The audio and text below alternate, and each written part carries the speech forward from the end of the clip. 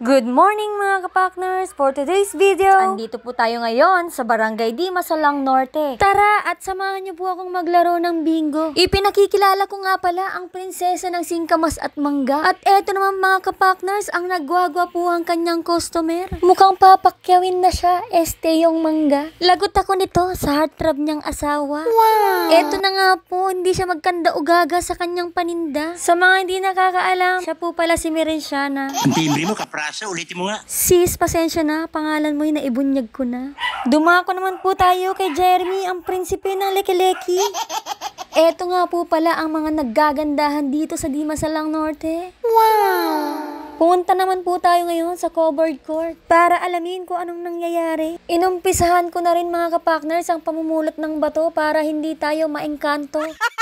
O diba mga partners, sabi ko sa inyo, swerte ang bato. Naiuwi ko na ang 10 kilo. At dahil dyan mga kapakners, bumalik ako dahil hindi ako nakontento. Eto na mga kapakners ang pinakahihintay ko.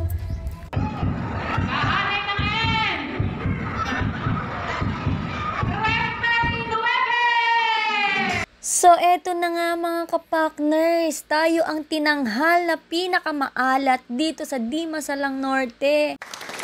Maraming salamat nga po pala sa nagpalaro ng pabingo, sila Mayor Nervi at Vice Mayor JR Santos. Malaking bagay po ito pag tinatamad po akong gumapang papuntang kanto. Hanggang dito na lang mga kapakners, see you in next vlog!